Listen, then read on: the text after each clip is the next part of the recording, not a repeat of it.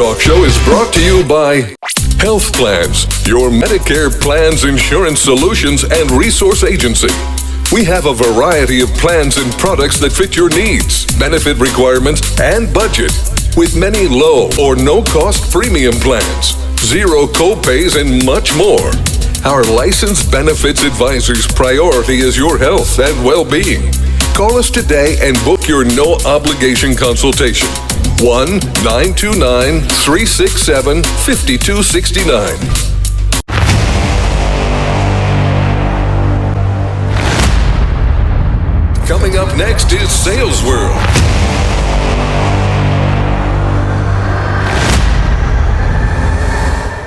Folks, welcome back to the Sales World channel, iHealth Radio, the iHealth channel, the ENBC network.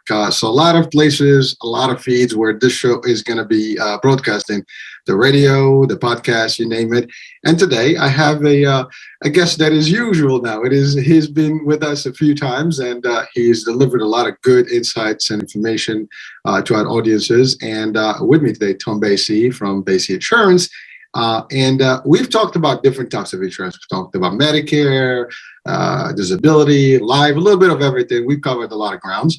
And something that came up in a previous show was just the job world or the employment opportunities that come with the insurance space.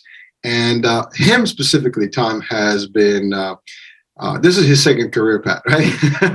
That's right. So first things first, Tom, welcome back. It's great to see you again, and I think we're going to have a great show today, and we might have the opportunity to drag and attract some people into our world here. So let's see if we can help some people make a transition, or at least open up to a new opportunity.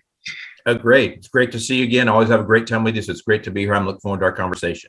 All right. Well, again, so Tom, you're not new to us, and we've covered. You're an expert in insurance. Although, again, your time span is really short, in this particular world. But in the first show we had, you covered how you were doing something different, and then ultimately you kind of moved away from that and joined this world of insurance.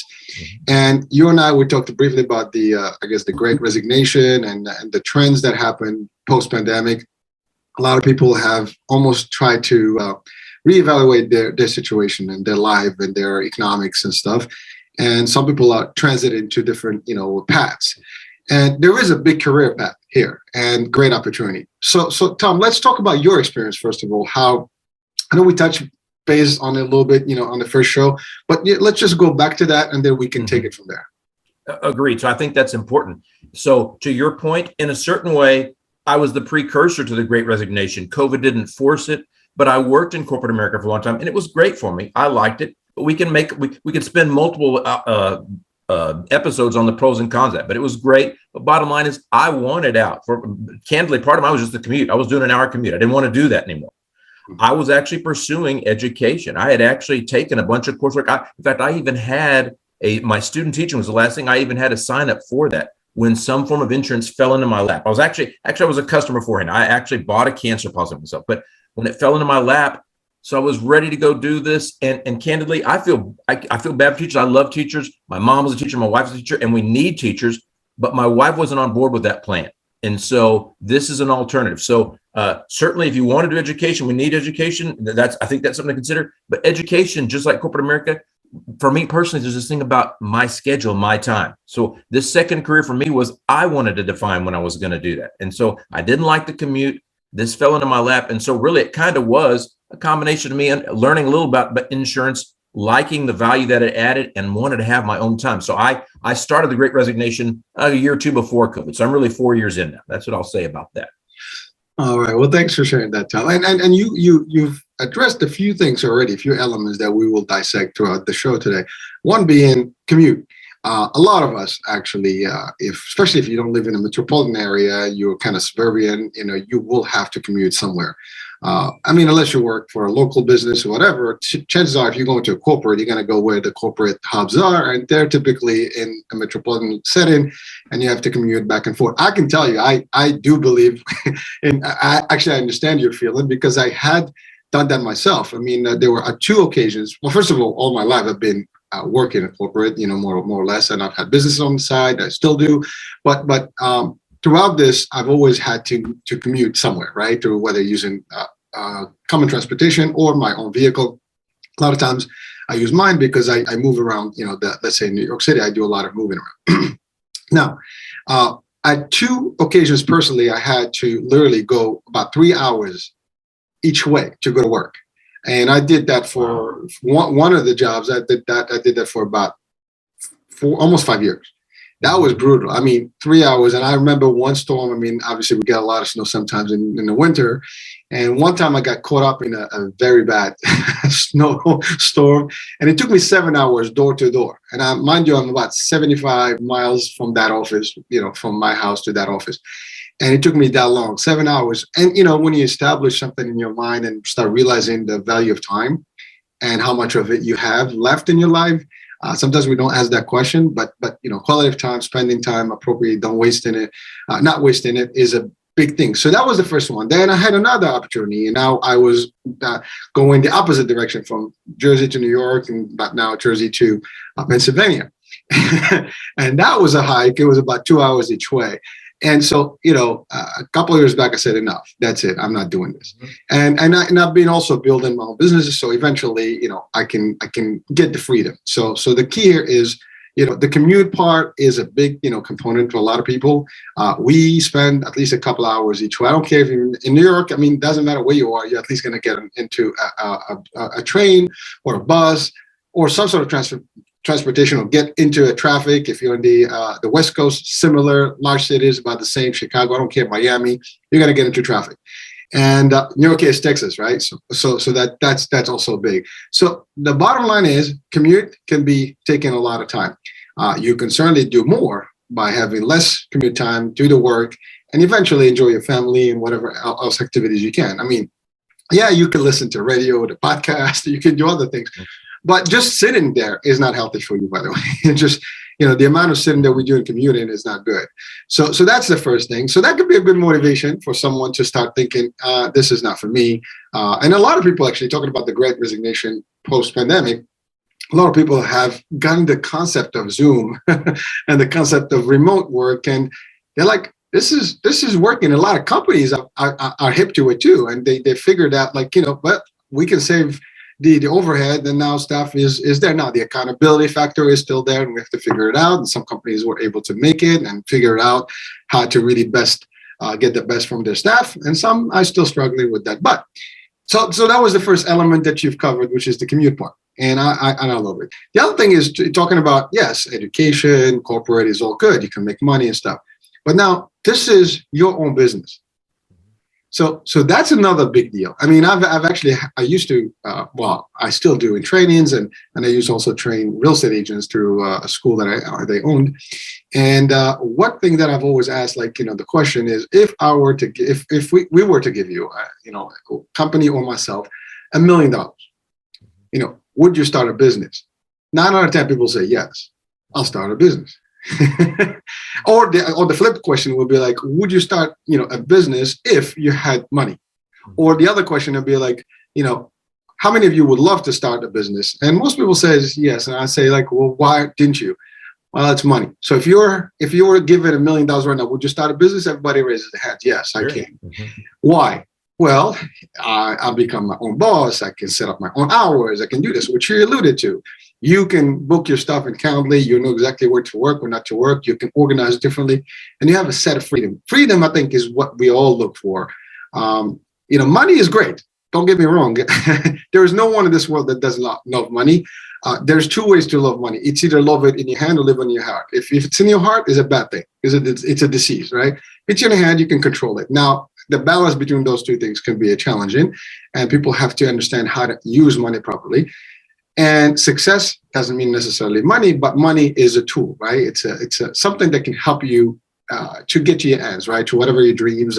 But the main thing I think that everybody works for is the ability to afford certain things. And the best thing you can afford is you can earn back your time and your freedom to do the things you love, and not to take a vacation. Actually, it's funny. I saw a meme the other day. I think I posted it yesterday or this morning. And it says, I need a life where I don't have to take vacation from, a life that I don't have to take a vacation from. Mm-hmm. It resonated well with me because I understand it. It's not that you're not going to work. Rich people still work. People that are wealthy and successful, they still work, but their work level is different and they get to enjoy life. Life becomes enjoyable a lot more than us. In average, we just go in, commute, go to work, do this, do that, then come back home, you're stressed, you're expecting a Friday to come in, TGIF, weekend comes out too short, Monday, oh my God. And that's the rat race, that's the routine. Many people have had different shows that we talked about this, where people get a little, tired of this. And over the years, it takes a toll on you, right? But one way is, to your point, discovering new ways, new career paths, new opportunities where you can set targets financially, set targets of freedom, time, space, where you can be free. Now, in the insurance world, you have different angles. You can still work in corporate and doing insurance and have some sort of flexibility, or you can completely become independent and either work, under some group or some agency, or you can even start your own agency. Now, Tom, you have started your own agency, right? Right off the bat? Correct. Well, it wasn't right off the bat. Actually, I started with somebody, but I quickly migrated to it. So now, yes, I'm independent. Good. Well, yeah, Basey Insurance. Well, but yeah. So let's talk about that. The steps that you had to take to, first of all, why insurance specific? I know it fell into your lap through the fact that you bought this. Yeah, I'd like to make a couple of remarks based on what you said. So everybody's thought about doing businesses, okay? And there's two things that I like to remark about this industry that I think are unique, that are compelling. So number one, everybody loves food. Some people want to do a restaurant. That is hard work. In fact, I've about decided that's about the hardest thing, because yes, everybody knows location is very important. So you got to get the right thing. You have to get, just like every industry, if you're going to make a product X, you got to get your raw material in. You got to produce it. There's the operations and get it out. But restaurant is so hard because you've got to get your raw materials in, and then there's a chef. You change anything and the customer, there's an expectation thing, and you're limited. You can only grow the number of chairs until you move. So, and you were talking about money. It's big money. It's capital. So multiple things. So I'm compare and contrast this to the restaurant industry, but you could use anything else, right? They're franchise restaurants, but you could use, you come up with a clever product. People periodically think of something like the thing where you hang a purse off the table.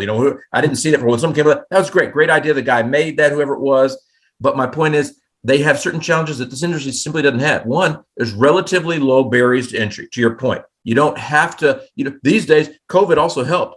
It helped not only me pivot, but even my customers became more comfortable with dialoguing via Zoom and even enrolling. So you can do an illustration, enroll someone. That made it actually easier for me in a certain way once everybody got used to that. But my point is, I don't have to have a brick and mortar.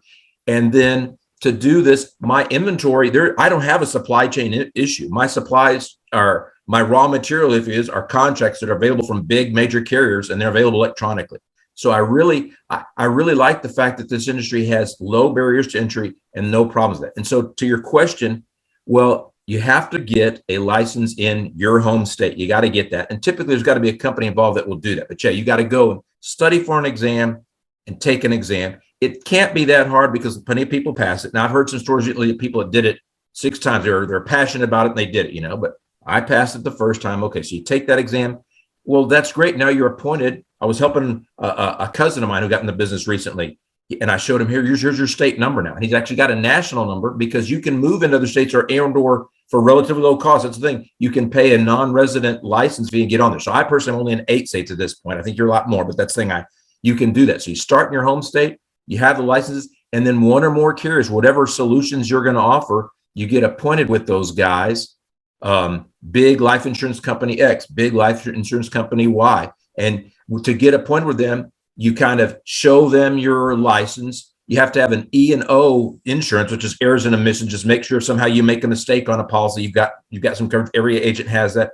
You show that to them. You study their products. Hey, these are our term life products. We have 10, 20, 30 years. Here's our whole life or universal life, whatever solutions they have. You learn those things, learn the name of them. Here's our tool, how you can log in there. My point is, once you take their training, then you can get appointed with them, and they'll say, okay, you're ready to sell. You can actually represent those. And so as an independent guy, I do that with multiple carriers because I like to be able to shop. You kind of hinted at this. There's some people that go to work for one of those carriers, and that's great. And there's certain advantages they have, but they can only offer the solutions that one carrier has. As the independent guy, I go and get appointed with different carriers. That way I can kind of size it. I like to right size it for clients. That's what I'll say about that.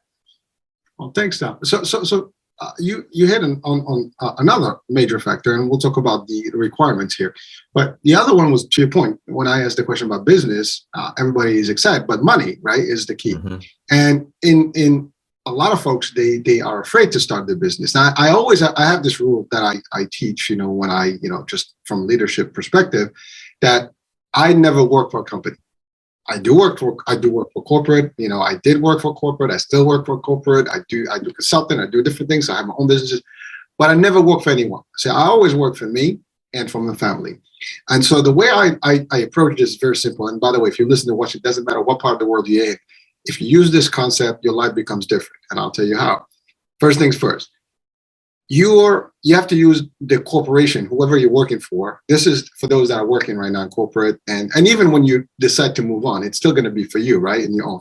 But when you use somebody's, resources, right, the corporation becomes your financial back end, or your capital, or your compensation, whatever they're paying you. To me, that's basically their investment. You are working, you are the manager, you are the leader, you are the CEO of You Inc. You're doing everything for yourself. You're marketing yourself, you're doing all stuff. You're using the resources of any company, and you're delivering a certain, production or productivity or performance. So that's how you look. So if you look at it this way, you work for a company, the company actually is providing the resources for you, you're doing the work. If you start using that concept, you become your owner, right? And you determine whether you stay in the company or don't stay in the company. And you're either learning from that company while you're giving them something in exchange, or you're actually teaching that company and just making extra money, and you're doing stuff. Maybe you can moonlight there and invest your money in, stock, whatever, or even eventually get prepared to move to a transition. So that's one way to look at it. So when you start working for yourself, okay, and if you start, like I had stated right now, all your concept should always be you and your family. Because at the end of the day, I don't care who you work for, you can be dismissed any given day, especially in corporate. Unfortunately, it's the reality of things. Most of the states are stay at will. You work, one day say, we don't like you, have a good day. And we're not talking about, as long as it's not racism, discrimination, harassment, one of those things, they can dismiss you any given day, right? So it doesn't matter where you work. Something is off. Sorry, we'll lay off the team. We're cutting off this department, blah, blah, blah. Things happen all the time. I've been in a position where I had no choice. In one of the previous experiences, and actually that's what got me to start my own agency 7 years ago. I was on vacation. I came back. I got called into the office, the CEO, and I was the chief sales marketing officer. So I'm the number 2 there, or number 3, depends on how you look at it. But the fact of the matter, I get a call, corporate is shutting down. That's it. Call everybody. We out. When? Today. That was it. So this stuff can happen. By the way, I'm giving you a good example of me personally. And this is your dream job. You have the highest pay, whatever, you're doing good. And then all of a sudden you come in and you're like, oops, this is happening. So I didn't dwell about it. Basically, the next day we started an agency, and that's it. That's how it is. And we moved and transited and did exactly what Tom did. And we worked, nice about it, and we build it over the years. How? Now, that's one thing. So the transition is key. But if you're going to move into this business, it is not going to cost you a lot. As a matter of fact, the investment in the insurance as an individual producer, probably 300, 400 max. Okay, that's it. I mean, that's less than a credit in college if you wanted to pay. And I'm not dismissing college education or anything, but when you think about it, that's actually a fraction of what you pay for one term, and one credit.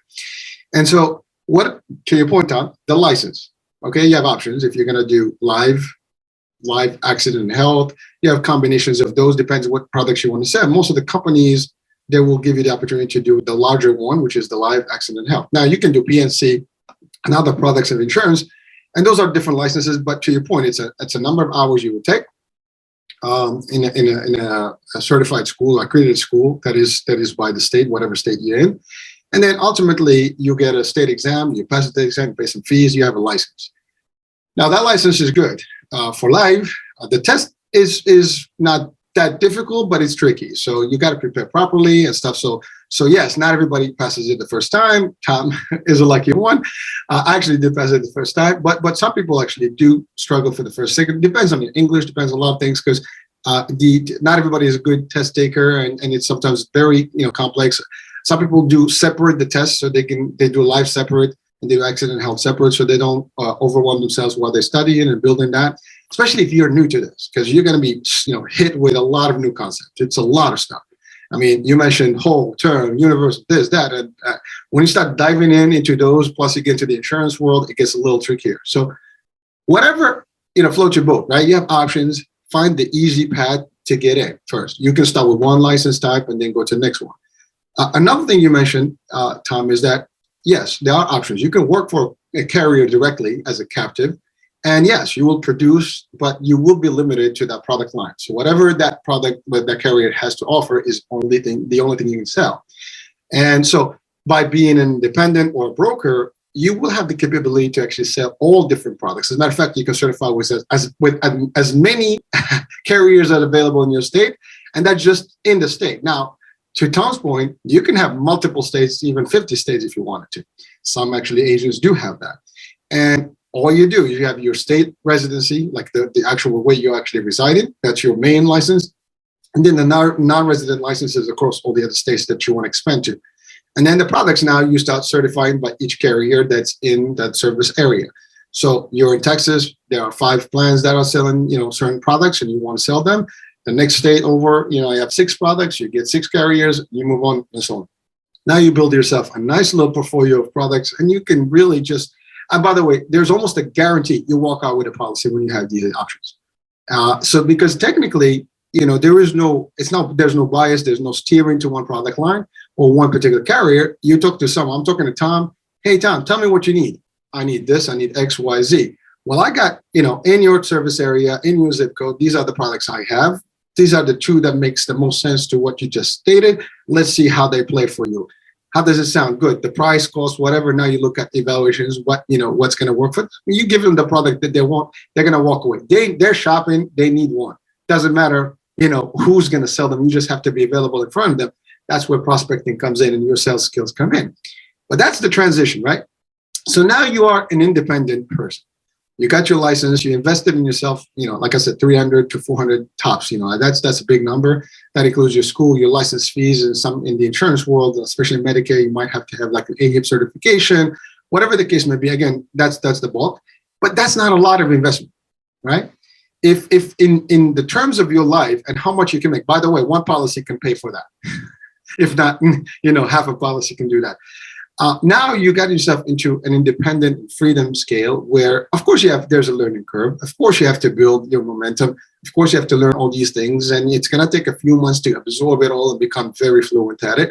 But then once you have that stage, the rest is history. Because now you need to be more adept to the sales cycles, to sales skills, to prospecting, to canvassing, to where to find the business. Now you get to the deep stuff, which has nothing to do with the insurance part. It just being a good salesperson and understanding the concept, which, by the way, Tom, I do remember we had that discussion in a previous show about how your approach is, and it's a great approach where you actually really consult and advise people, and you don't force people into products. But that's the key. But the key here is that you transit into a role where you can make money. Now, the money that you can make. So most people, they want to make 6 digits, right? 6 figures. And, some people struggle to get there. This is one industry where 6 digits, 6 figures can be almost guaranteed. There is not a good agent that is out there that's not making 6 figures, bottom line. I mean, Tom, correct me if I'm wrong. No, I agree with you. And on the contrary, there's no limit, actually. You can make an unlimited number, just the number of people you're willing to help and confine them and size them. Yeah, I agree with you. And by the way, to your point, sky's the limit, which means that depends how much you put into it, how you're going to work it. And this is just you as an independent producer yourself, like a sole producer. Now, Tom took it to the next level. He went not just being solely working under somebody. Now he started his own agency. Under his agency, he can also have producers under him.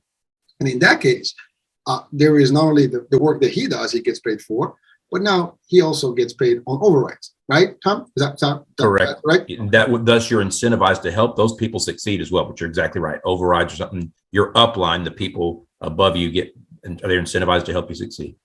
There you go. So, folks, right now we've covered the idea of the investment here, the potential freedom and luxury of life that you might have. The fact that you're translated from being you Inc. to you Inc. The difference is, yes, the other ones are gonna guarantee you that you're gonna have a paycheck that you're gonna get every 2 weeks or every other week, whatever. In this case, you might wonder, like, well, this is independent, it's commission only. Well, I actually tell this to agents all the time. The first 6 or 7 applications or enrollments or policies that you write, that's your basic, equivalent to the salary you got, when you work for a corporate carrier or any company. Then after that, the rest is all yours. That's your gravy and icing the cake, and the sky's the limit from that point. So side by side, maybe one more policy to get your insurance coverages and all the benefits that you need to buy for your family. So and by the way, it doesn't end there, right, Tom? There is something that is another benefit of doing this. And that would be, there you go. I like that whole thing. Tell us about it. Well, that's the recurring or the residual or the repeat income, because the policies that you get compensated to solve somebody's problem, their life insurance problem. Every year that policy is enforced, you also get something. Maybe it's not as big as your initial commission check, but you get something. And so really, I'm just trying to build my book of business as an individual producer. By the way, yes, I have a few people with me as well, but so I'm trying to build my individual producer book of business, and I get paid every year. That's, to me, that's another thing. Forgive me stepping back because you asked that. The mindset when you work for a company, you talked at length about that. You work for them and they pay you, but you really are working for them for their success. You're paid a salary, but it's for them. When you're on your own, you're working for you. So I'm trying to build this book of business for myself. I'm not making anybody else some lucrative thing. I'm making me, and to your point, eventually my family. You can leave it as a legacy. But yeah, I make the circle because that's my favorite aspect of it. So whether it's the restaurant I mentioned or you're a heart surgeon, I think when you're not cooking meals, or if you're not cutting someone up and solving their problems, you're not getting paid on there. Where here you are getting paid. So that's personally my biggest challenge. I've gotten over it, I think, now, but you're working now for getting paid later. Now that you've been in it for years, I'm actually getting paid for work I already did before. So I'm kind of working for the future. So that's an interesting concept. But yes, I love the renewals and the residual income. Well, thank you for that, Tom. I love that. Like you got me, you're reading me there. But that's the beauty of it, right? So the first thing is, by the way, I did this exercise. So and Tom, you're talking about a diversified portfolio from life insurance to disability policies, long-term policies, Medicare policies, all that.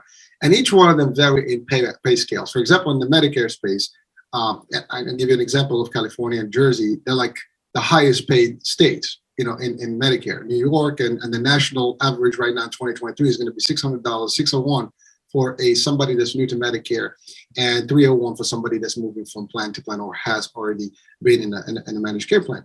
In the life insurance, you get some nice chunk of dollars for every policy. Long-term, same thing.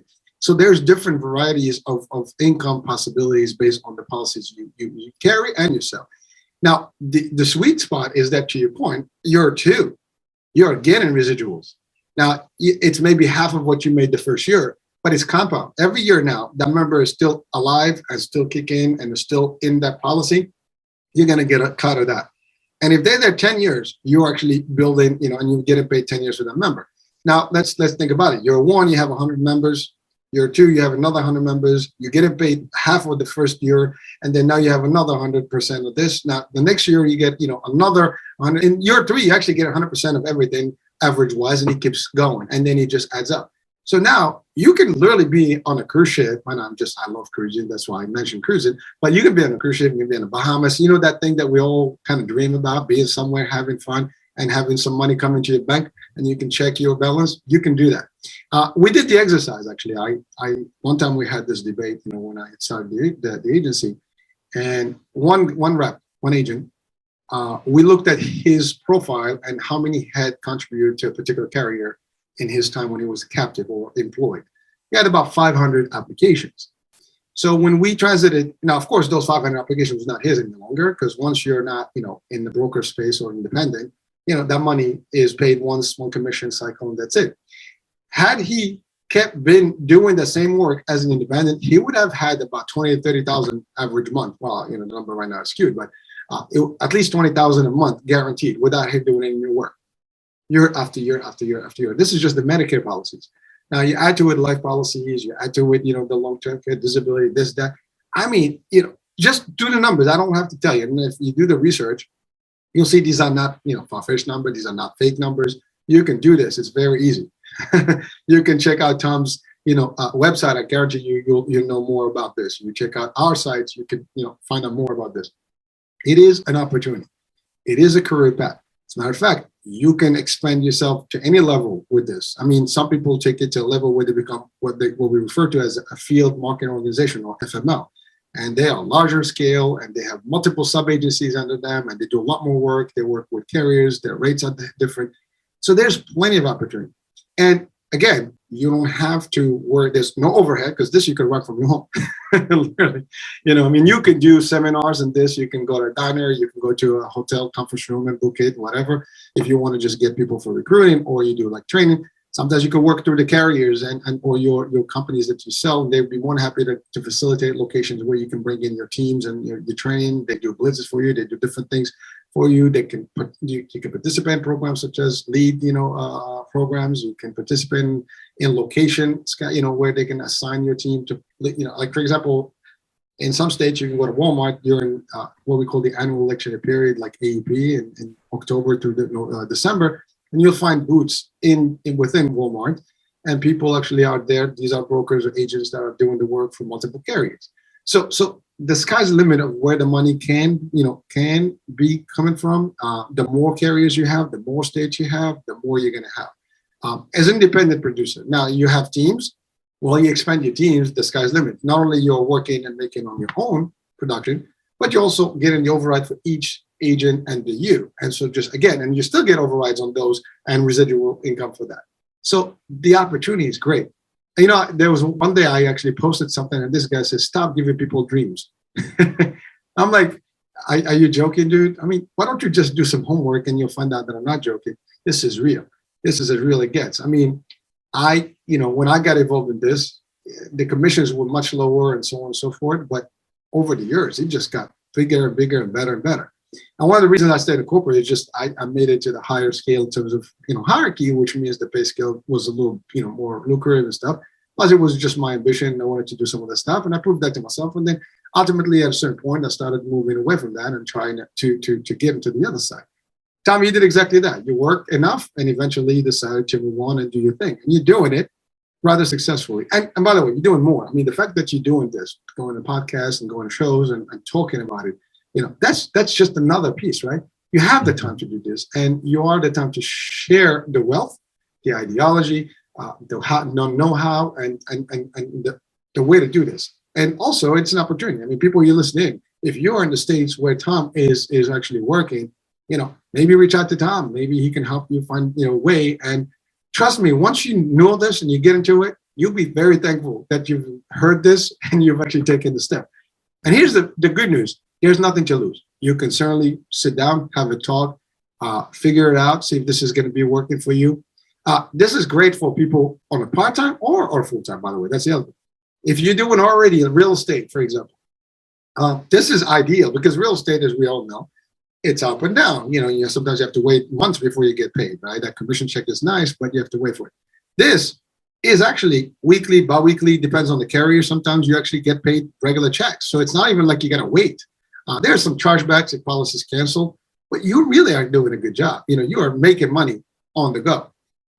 So Tom, what else would you tell us about this concept? Well, there's two things. I got two things I want to bounce off some remarks you said. Number one, another trend, we've mentioned the Great Resignation. Another one is digital nomads. To your point, if someone wants, like you said, live on a cruise ship, there's actually people you can kind of do this from wherever. Now, if you're only licensed in your current state, it become maybe more challenge, but my point is you can only work that state perhaps. But all I'm saying is people hear about digital nomads. To me, this is an industry that would facilitate that because you don't have to necessarily be there. Now, having said that, sometimes depending on your client base, so like I will go and meet my client where they need. I will go to their residence. I'll meet them somewhere. But if your client base, if you can serve them digitally, remotely via Zoom, you can do digital nomad. That's one thing I wanted to mention. The other thing, people that are in sales, if you're selling vacuum cleaners door to door, or if you're selling luxury cars, to me, you've got only a couple models. And what if that's simply not in someone's price range?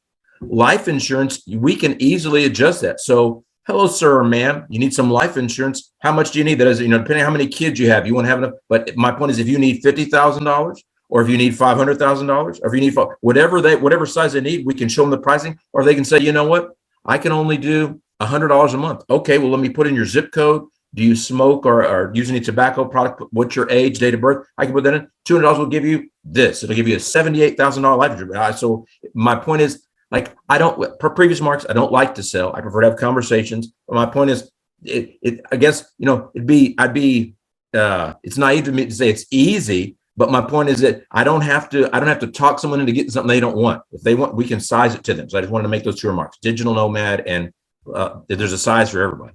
No, but thank you. You made a great point. First of all, you're right. I mean, you could be in real estate. Real estate is still limited to territories, right?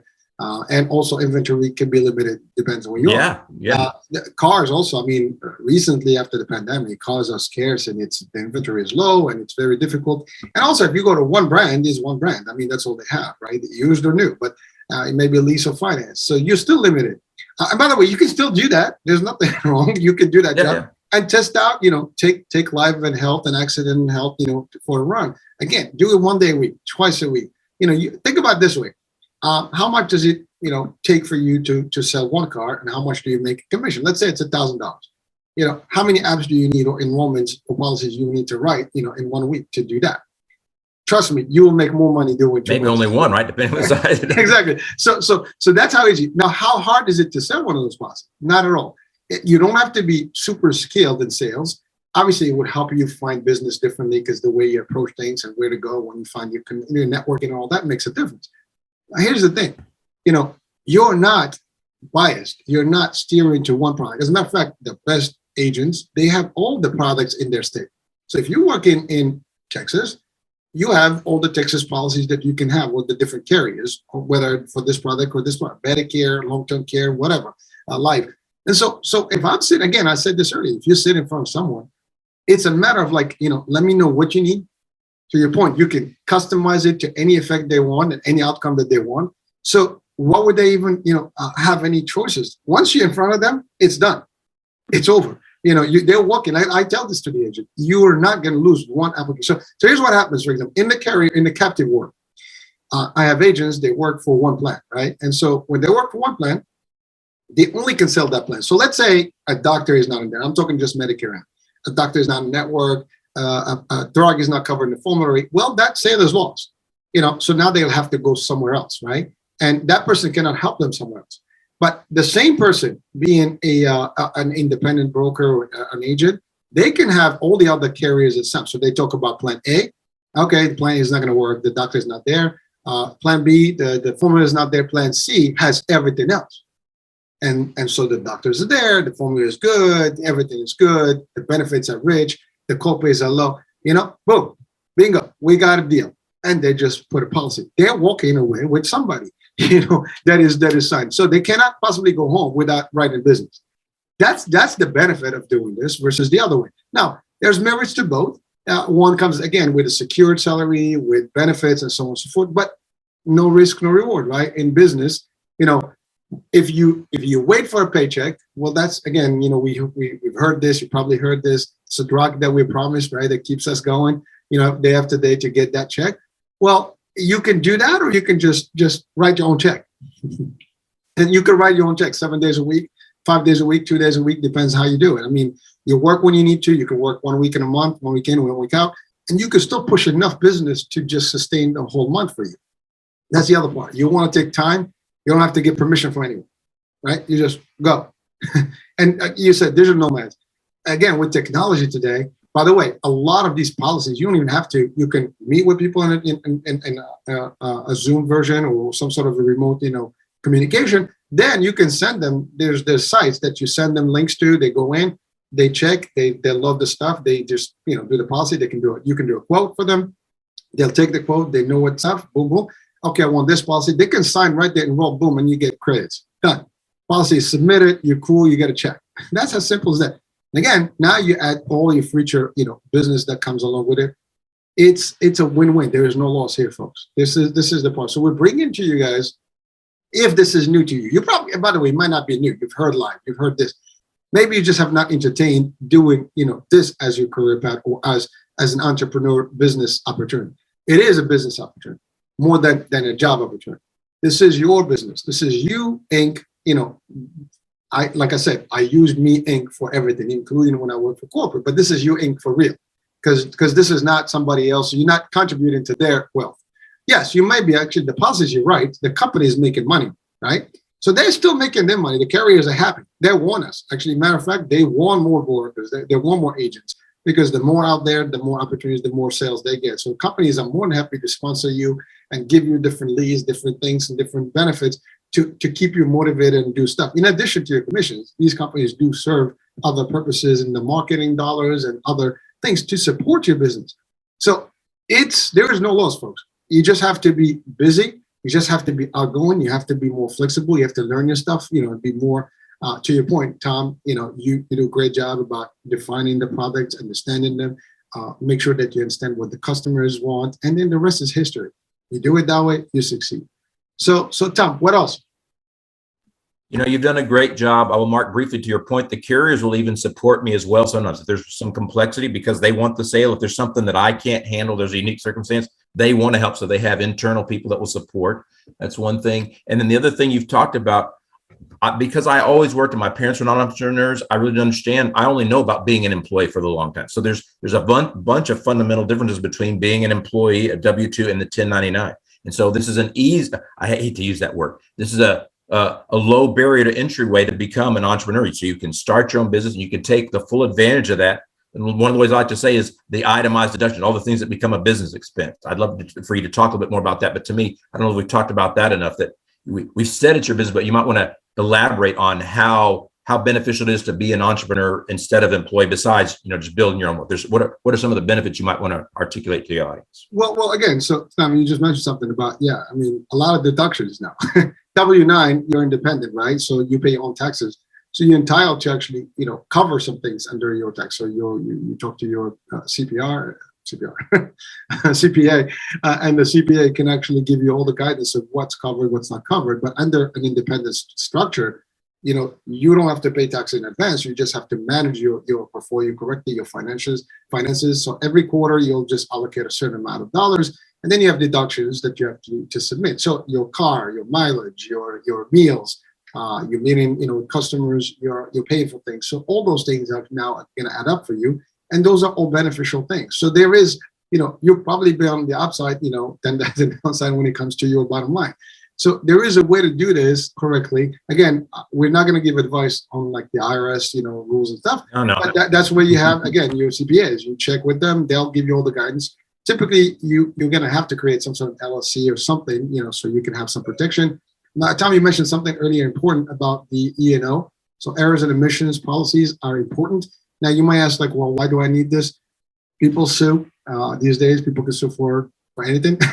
So you have a policy. Doesn't matter. You might have promised them one thing. They don't have something.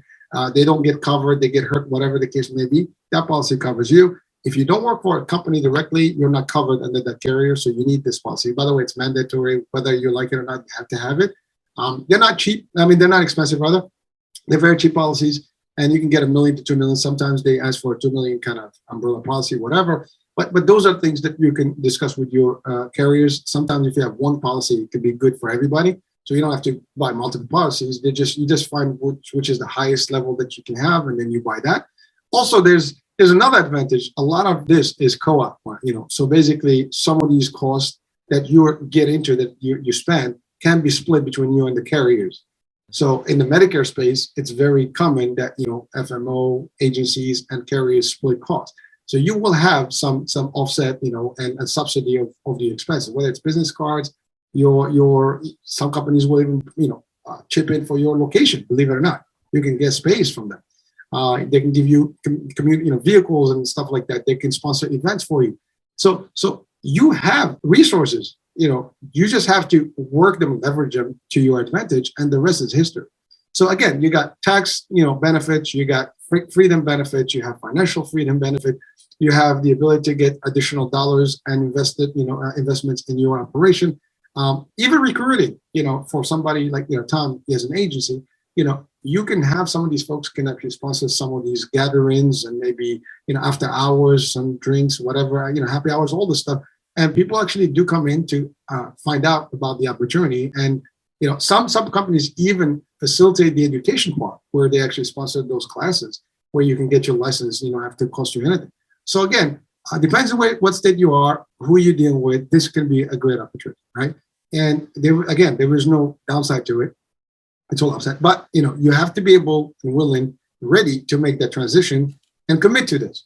If you do it right from the minute you start in the field doing whatever, selling policies, you're going to start seeing results. Now, obviously, it's a number game. You got to talk to a lot of people, and you have to talk to the right ones, and you'll be able to close as many as that. Now, if you set your target for 1 or 2 policies a day, it's very attainable. You can.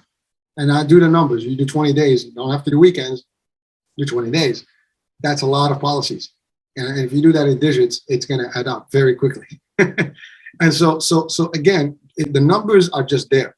You just have to be in it to win it, right? If you're not in this game, you're not going to be in the game. Be in the game will cost something. By the way, the education itself, we're talking a few hours. In less than a week, you can have your life and health courses done. Okay. So in a week time, and even when you want to certify for these carriers, another maybe a week or 2 weeks tops to actually go to all their processes, sub-trainings and trainings and all the stuff. And most of it is done online. So within a month, okay, at max. And this is if you're doing live and health and everything else. You can run all the gamut of every single product that you have in your area. And now you're an expert in all of them. And by the way, that's the other thing. You don't have to memorize everything, because you're going to have access electronically to every information. And you can, as long as you know how to manipulate and maneuver the data and expose the data correctly and share with people, you should be able to answer questions. To your point, Tom, these carriers, doesn't matter, life or insurance, health insurance, they all have support, and they all have other folks that could, give you the additional help that you need if you need to assist someone. So the system is there for you to help you. Tom, you had something. Yeah, I got one more. I would be remiss. I don't want to talk a lot more about it, but I had a great story. The other thing is referrals and partnership. So there's a lady I've known a few years, met her through networking. She's a property and casualty person. She is kind of captive. She's one of the major folks that you might see on the corner, but they are allowed to look at other policies as well. One of my Medicare clients calls me and says, "Hey, do you do PNC?" No, I don't, but I've got a trusted partner that I feel comfortable sharing. I send it over, and that lady informs me today, yes, I'm going to help her out. I'm going to save your client money. So that's just a feel-good story. I took some training this past week, and one of the things the person said was, "Are you your client's first phone call?" And so in a certain way, that was just good. In other words, I didn't make the sale there in that instance. She was already my client, but the property and casualty lady, she loves me. So that's that's a cliche, but it's a win-win-win, right?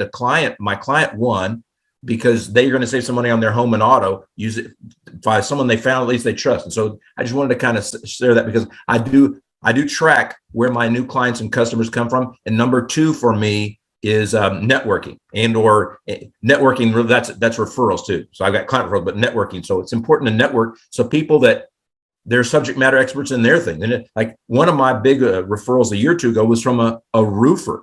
Well, that roofer had put on the roof of a senior living communities. And so he sent me in there.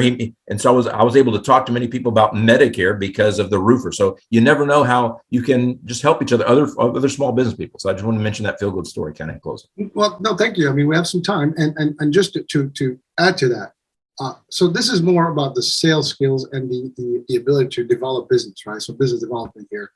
And the sky's the limit of that, because first of all, everybody that's living that we come across on a day-to-day basis, either on the Medicare side, especially for insurance policies, we know someone that has Medicare, or we know someone who knows someone that has Medicare, or at that age where they need some clarity and some advice. So again, everybody needs to know what you do for a living, and everybody needs to have your gift cards left and right. They don't cost much. Or I love what you have a QR code, scan this, save it, right? So the bottom line is, now with technology, you can do a lot of ways to share. So that's one. That's a big example that you stated about other types of insurers or other agencies and products that they have. So PNC is different, right? So cars and homes or whatever.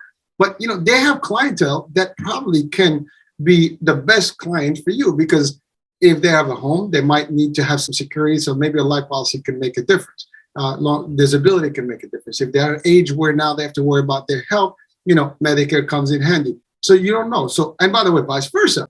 She hooks you up, you hook her up. You come across, by the way, do you do PSA? No, I don't, but let me have my friend.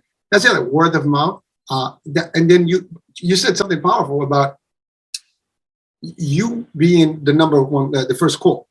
See, that's the other thing. If most people make the mistake, they want to do a quick kill, a quick fix, boom, boom, I get a deal and move on. No, you don't do that. You follow up with your members, you become friends with them, you check in on them, and you ask the question, hey, by the way, if you know someone, please send it my way. There's nothing wrong with that. That's actually, you don't want to leave until you ask for, a referral. That's rule number one in sales. You ask for a referral. Well, not rule number one, but one of the rules in the top 10, but so that's something that you have to do. But again, expanding, the horizon for you. Make sure that people call you for advice, period. When it comes to insurance, they come to you. And by the way, you might not cover all the time. For example, let's say you didn't do Medicare. Now you know me. You're going to call me and say, hey, John, can you help me out with this? I may not be able to help them, but I'll guide them towards someone who can. The bottom line is we make sure that person gets a full circle and gets whatever they requested. Ultimately, they'll be very happy. That's the other thing. Honesty is another one. If you work with them with honesty and you always deliver and you don't fake them, you don't give them bad stuff, they'll come back to you and they'll say, hey, listen, you don't want to deal with anybody. And it's like when I first started buying my cars, they were not new. So I used to buy all used cars and I get problems. Finding the right mechanic was a pain. So it's the same thing. But when you find that good mechanic, that's it. You send everybody to them. Right. Same thing. We talked about CPAs. You find the right CPA, you want everybody to go to CPA. You have a good lawyer, you send everybody to that lawyer. You have an insurance person, you send them to the insurance person. So that's the key. You want to be that person. When they think about insurance, they call you. They think about real estate. They by the way, even that, you make friends with the real estate folks, right?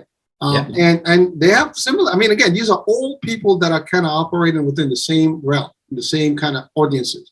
So the chances are that you're going to be cross sharing some, potential clientele is very common. It's very possible, and it's definitely going to happen. So again, they need to know, make friends, doing the stuff like what you're doing right now. I mean, on podcasts, on shows, you're doing the stuff, going on the road, sharing stuff. You're in Texas, right? Correct. And you've been doing this, but you promote in different states because that's where you service, right? And people are listening all over the world. So some people may, I don't know, maybe coming into the States. I don't know. They might be looking at a career path here. I don't know. But the fact is, you don't know who's going to benefit from this. Maybe not today, maybe 5 years from now. Maybe someone just lost their opportunity, their job, or whatever, company shut down, like it happened to me. Oh my God, what am I going to do? You hear this, boom, you get started. And by the way, every state has an easy way to do this, and you can just really get into this course and things like that. Like I said, it's online. You don't even have to go to places these days. It's all easy to access. There's a lot of online courses.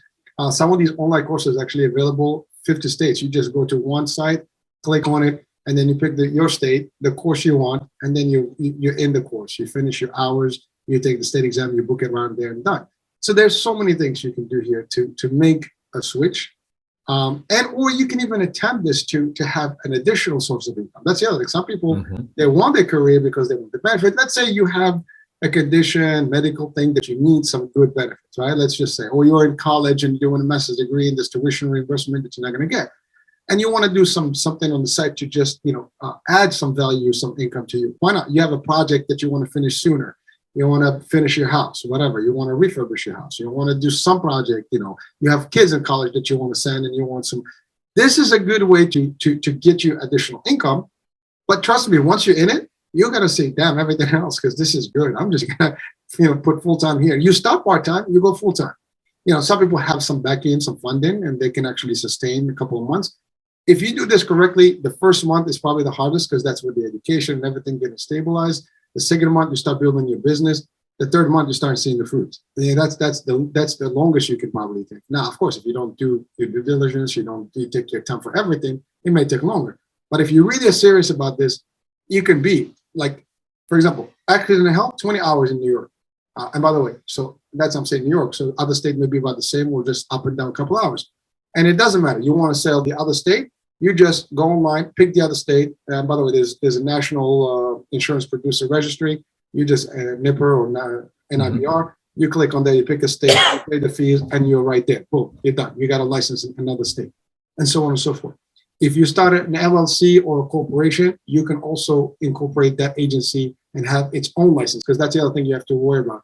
Not only you as the agent or the actual producer. If you have a corporation, your corporation also has to be a producer, because that's the corporation that's going to be appointed with some of these carriers.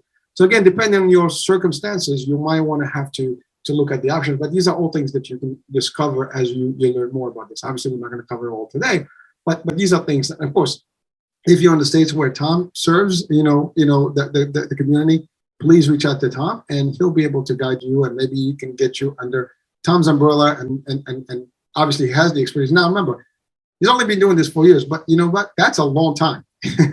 Year one, it's difficult. Year two becomes easy. Year three, it's all, it's just a picnic, right? Now, of course, you keep building. It doesn't until he stops working. And by the way, that's the good news about this. When he decides to stop, the money is not going to stop. So as long as he has clients, he's going to get paid, and that's a sweet piece about this business. It doesn't end. So make sure you look into it. This is a very lucrative industry level. Again, the education is not grandiose. You don't have to have masters and PhDs to do this and make this kind of money. By the way, please, if you want to have masters and PhD, go for it. We're not against that. I mean, the more the merrier. Maybe that can help you do a lot more. But if your goal is to pay the bills, make some money, have freedom, and do this stuff, be business owner level, you can do this. Your education is not going to be misplaced. It's there for you. Actually, it's going to help you. The more you have your skills, those skills are going to be applicable to this business, and you can expand better, right? And have more opportunities and grow different. Yes, Tom. So something you said there, I think, is another uniqueness of this business. Say I want to retire. I've got this book of business that's a cash generating thing. So it's relatively easy to sell, number one. You're going to sell your restaurant, maybe you can, but it's hard. But so a book of business, you can buy some. Maybe I've just got Medicare. Maybe you only want my Medicare. I can do that. And then the other thing is, I did do the LLC. My son has his license. Actually, if I died tomorrow, my son could go ahead and work this. He actually still works in corporate America. But I think to your point, it lends itself to estate planning or leaving a legacy. It's an easy business to do that with. I'll say that. So I just want to make that point based on your remarks there. No, thank you. And that's a great point, because you do actually, the book of business is mobile, and it's actually willable, and you can do a lot of things with it. And so it is alive. There is actually clauses in most of the carriers where you can actually turn your book of business to somebody else. So there is protection, and there is availability and flexibility. So it's just like there's so much stuff about this that is all beneficial. I can't think of a bad thing. I mean, the only bad thing is just it's the work. You still got to work, right? but you're going to do it regardless. Sometimes you put a lot more work in a company, in a corporation, and stuff like that, which is nothing wrong with that. But again, you don't know where that's going to take. It could be 5 years, 10 years, 15 years. And then when you leave that company, whether it's voluntary or involuntary, you might have whatever is left for you to show for is whatever compensation you were given during the time you were there. Sometimes you get a thank you, sometimes you get a goodbye party, sometimes you get none. So if you look at it from that angle, so you gave them blood, they gave you a compensation for your blood, and that's about it. Here, you invest in yourself 100%. There is nobody else that went in except you and your family, and that's really the joy of this. So again. Something to think about. I mean, it's maybe we're just kind of clicking some of your sparks in the brain here, and you're like, poof, eureka! I got those little bulbs going up right now. But you know what? Again, similarly, real estate, same thing. If you want to do real estate, that's easier, more common, a lot easier, I would say, course-wise and process, but very similar, right? Again, you're doing PNC, you're doing real estate. This is an ideal, segue to. This is an ideal continuation of what you do. Another license is not going to be hurting you. Another license under your belt is only another opportunity to make money, right? What you do with it, that's the other thing. I always say, get the license. You never know when you're going to need it. Just hold on to it. Now, don't lose it. You have to renew these licenses every 2 years. So if you drop the license, eventually you have to take the state exam again in the course. You don't want to do that, because it is just a natural process. Eventually, we get tired of taking exams and tests and stuff. So when you get it done, just hold on to it, pay your fees, do your continuing education hours requirements, and maintain your license for life until the day you retire. But don't lose it. But once you have that, it's a card, right? It's something that you can get out of jail free card type of thing. When you're ready, you cash it in, and you'll find an opportunity. It's like having your doomsday, bug out bag, having ready, to survive. If you don't have it, and maybe it's an opportunity, and laws change over time too. That could be more difficult, over the years. So if you have it, you typically grandfathered in for the most part. Maybe you have to just take different, differential, classes, whatever. But it is still worth having. You don't lose anything by having an except. By the way, worst case, you're gonna learn something, that you can use in life, not even to financial gain, but just knowing the concept. Maybe you will learn it because for yourself, because you're gonna need some of these services eventually in your life. Or you can help someone in the family with that. That's the other thing. If you're gonna help them without being getting paid, might as well get the license and just get some money out of it. By the way, you could do it. You can help your family, your friends, get the stuff. They're the first customers that you reach out to. And mostly they're going to need it. So now guess what? You can do it for free or you can do it. And it's not like they're going to pay you. The company is going to pay you. So if they're going to buy it with somebody else, might as well benefit from it. So that's all I have to say. Tom. 2 more remarks because you brought this to mind, comparing both real estate and then rental property. I'm not an expert in either one of those, but for example, what my perception is, this is, to your point, it's similar to getting a real estate license, but I think it's easier again. That is, I think it costs less. And I think my understanding is if you want to practice in another state, then you have to get a license, take an exam. I don't know all about that. My point is this is much easier. So I think it's a lower cost thing, easier to get and easier to be portable. So that's one thing. And then we already kind of talked about the difference of just how you can sell daily compared to waiting for the big sale. Then the other thing, a lot of people, and I've not done this, is want rental properties. In a certain way, in my mind, I kind of think it depends on the size of your policy, insurance policy, but X number of insurance policies, maybe it's 20, whatever the number is, are kind of the equivalent to one rental home. That is, if you own a rental home, well, then it generates revenue for you. But the thing on a rental home is, and there may be some things you can deduct because it's similar, right? You get, hey, I got rental property. So you get to deduct some things and you've got this revenue. It's similar, but there's a lot of headaches also with rental property that you kind of don't have here, And so I compare them. So it depends upon how big, if you got 1, 3, 2, 2, 2, just a 3-bedroom, 3-car, 2-car garage.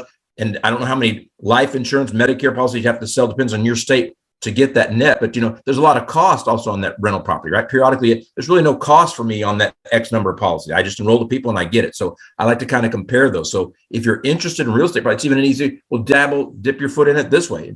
Get some, sometimes I call them micro rental properties because I've never dabbled in it. Just build up a bunch of those and you can figure out how many you need to equate how many X $100 a month you need from the rental property without the headaches and the guy calling you saying my AC broke. Oh crap! And you got to throw 10K. So I just want to make those kind of comparisons. No, thank you. I can relate to that. I mean, I did own properties in the past, and you know what? One of the biggest problems is you have to deal with tenants. You have to go there. Things break the wrong time, and you have to fix it, and it's on you. It can be minor stuff, it can be major. It's just a headache, and sometimes you have to hire somebody to do the work, and sometimes you get the wrong contractor. It could be a nightmare. Also, something you mentioned. So there is reciprocity in real estate in some states, but not all states have the same. So in some states, you have to take the state exam again, which means it's more difficult. In insurance, you don't. One state, all non-residents on the rest, and you're done. And by the way, just so you know, a lot of companies use, that's the other thing, that even if you don't want to do this, for you direct, you can work as a call center type of insurance agent. And, you can work literally from your home and you can sell different policies from 50 states. It just, as long as you have the licenses, you can do it. So that's the lowest level if you want to, consider, doing this and just having, a cushious, kind of job and working for a company that has multiple, providers in different states. That's another way to do it. But it doesn't matter. You have opportunities. You're right. As far as the income, size and comparison to real estate, obviously real estate, there's different levels. There's commercial, there's rentals, and there's the residential. Either way, they vary. I mean, rentals are quicker in terms of income compared to residential and commercial. But the payouts are different. I mean, commercial is big bucks. When you actually make a deal, it's a big deal. So there's some short money or little money and medium money and large money. But again, time frames between the time you start a deal and how many listings and how many showings and blah, blah, blah, before you actually get a con, there's a lot of legal stuff that gets in between. Sometimes mortgages don't pan out, and then people back off these deals, and then you have to wait, and you lose the time frame on your listing, for example, in real estate. So there's difficulty with that. Here, there's nothing really. The only thing that you might have to consider is that maybe chargebacks. Usually, people have a couple of days, rescission type of period, 3 days, I think, in most of the states, and business days, I believe. And then when you're done with that, it's over. They're locked into the policy. They have some clauses to come out, whatever, but those are different things. We're not going to talk about the intricate stuff here. But the other part is that there are chargebacks. So if someone somehow cancels a policy eventually, you'll get charged back. In the Medicare space, it's 90 days. So if a person drops within 90 days, you will have to actually pay back the money. But the way you cannot think about that way, because the way you look at it is like you got to keep putting 20, 30 a month. One drops, And by the way, the chances of that one dropping maybe because of that, of moving out of the area, whatever, or maybe a carrier is not there. In the broker world, there's a very good retention rate. The disenrollments are very minimum because the people are not forced into a plan. When they make that decision, they've informed properly and they have all the choices, so they knew what they're selecting up front. So the chances for them to change their mind is almost, slim to none. It's not going to have that problem. So I just wanted to clarify that. That's a great point. And nobody likes chargeback, but in a certain way, it makes sense, right? Because it's kind of a good problem to have in that apparently I got paid quickly. So I enrolled someone in a policy, I got paid real quickly. And if they drop almost right away, well, doggone it, maybe I do need to give that money back. That's what it is, you know? And there's also kind of the whole fraud thing where it's very highly regulated and we try to avoid it. We try to behave ourselves. There's a small subset of people who get in this and try to do fraud stuff. So somebody could be playing, they can play with some games. So no one likes chargeback, but it's just that it exists. And so, yeah, there's that slight possibility. Tom, thank you for bringing that. I mean, we still have a couple minutes, and that's a very good point, maybe to close the session today. But compliance is key. These are highly regulated environments. This is not like I can just get into this, and that's why we are, like, for example, my agents, I refer to them as licensed benefit advisors. So we purposely use the word license because it creates some credibility.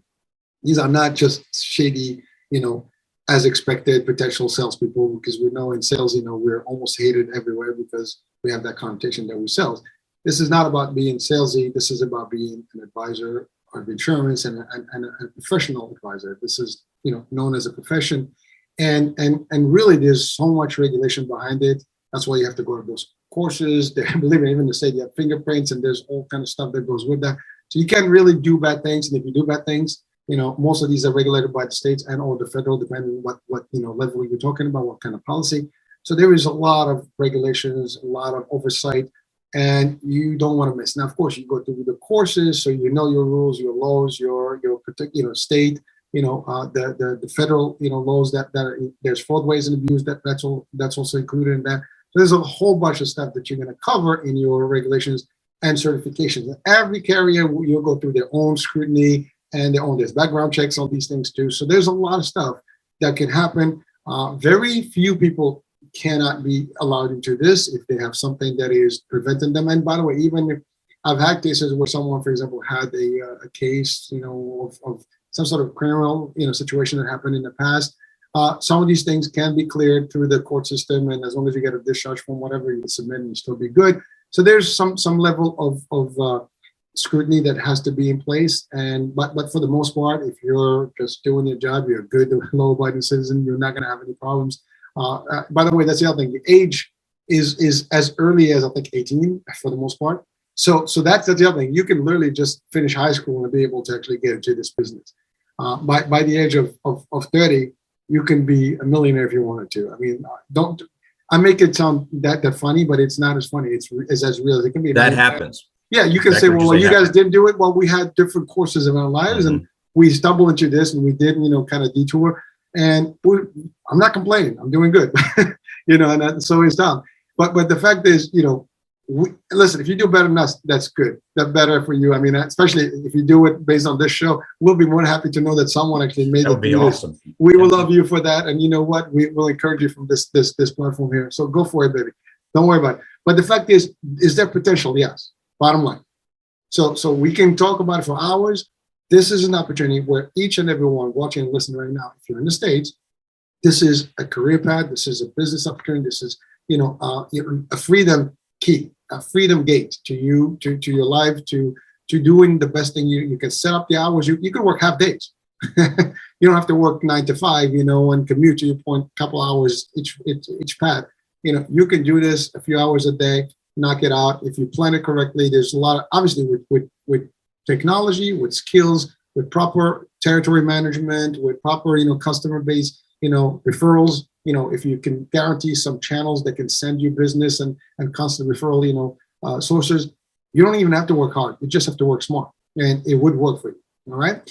So that's it for me. Tom, anything to wrap up today's show? Just 3 nuggets I will offer since I'm fresh off of this training in the industry. First, and one of my takeaways was life insurance is more like love insurance. That just sounds good. And if people think about it, I think they can understand taking care of your loved ones when you depart eventually.